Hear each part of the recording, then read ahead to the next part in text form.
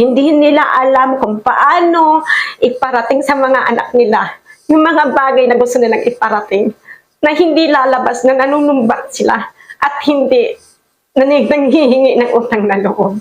Naiiyak ako kasi maraming ganyan ngayon eh. Hindi nga ba responsibilidad o obligasyon ng mga anak ang magulang, lalo na pagtanda nila? Nalulungkot ako kasi marami talagang mga kabataan ngayon na iba na yung mindset. They copy the system and mindset of the Western people na walang pakialam sa mga magulang. Unang-una, tandaan po natin, kayo na mga anak na nalilito at naguguluhan kung ano ba talaga ang dapat, huwag niyong isasantabi ang mga magulang niyo. Kasi alam niyo, iba-ibang mga magulang eh. Di ba may mga magulang na mayayaman, edukado, at may kakayanan, kapasidad. Yung mga ganong magulang na kayang-kaya kayong buhayin na walang problema kahit na hindi ninyo intindihin financially pagtanda, okay lang yun eh. Walang problema. Pero paano dun sa mga magulang na naghihirap?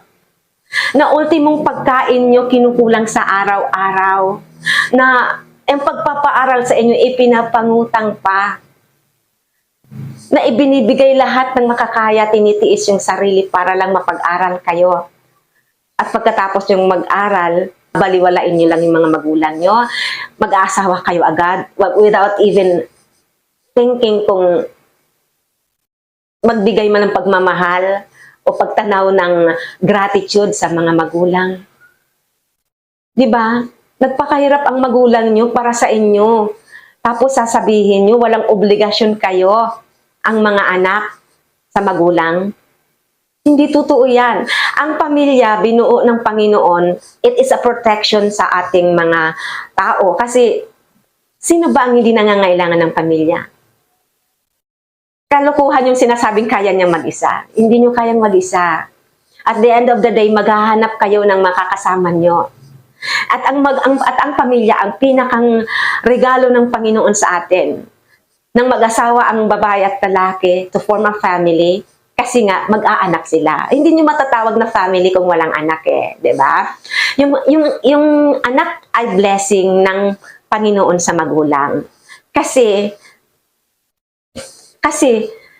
mas nabibigyan ng hope and fulfillment yung magulang to feel love and beloved. Iyon yun eh. To feel na may nagmamahal sa kanila at may mamahalin sila. Kaya tayo may pamilya. Yes, totoo na pag hindi natin mahahawakan habang buhay ang mga anak natin kasi mamamamilya sila, magbubuo sila ng sarili nilang pamilya, pero it does not mean na babaliwalain mo na yung pinagmulan mo. Kasi pamilya pa rin kayo, magbubuo ka lang ng panibagong extension ng pamilya na bubuuhin mo rin sa'yo. Okay? Opo, totoo na pag nagpamilya na ang tao, priority na niya yung kanyang sariling pamilya, ang kanyang asawa at ang kanyang mga anak. Pero hindi baliwalain yun ang inyong mga magulang. Hindi man priority yung magulang dahil mayroon ka ng sarili, pero huwag mong babaliwalain ang magulang.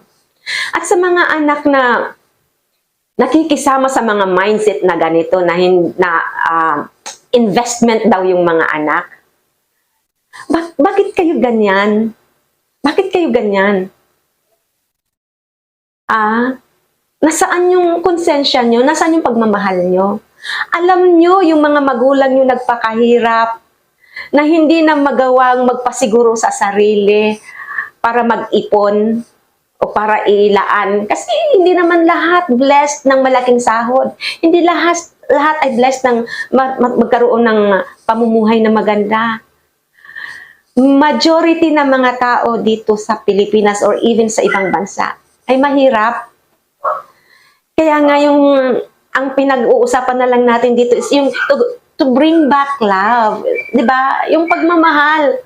It is a give and take. Hindi pwedeng puro ka lang give. You also have to take. You know what I mean? You give your best, you give yourself to your kids, that knowing in the future, in your old age, your kids will give back to you the love that you give them. Because that is the essence of life. To love and be loved. Kaya nga may pamilya tayo eh. To show and to experience love within the family. And you build your own family after na mapalaki kayo ng inyong mga magulang. Still, love pa rin ang nagdidictate sa inyo. The love and the need to have companion to build your own family. So ngayon, ibang-iba na kasi. Nalulungkot ako. Hindi ko man ma-explain lahat kasi medyo ginagawa ko tong video ito.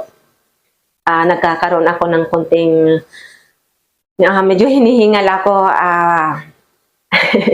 But I do my best na maibigay ko yung video, na magawa ko yung video kasi kailangan na nating magsalita na rin, ipagtanggol natin yung mga magulang, nanay na nababaliwala ng mga anak, na naluluha na lang at napapapikit at napapatikom na lang ng bibig kasi hindi nila alam kung paano i-express yung sarili nila.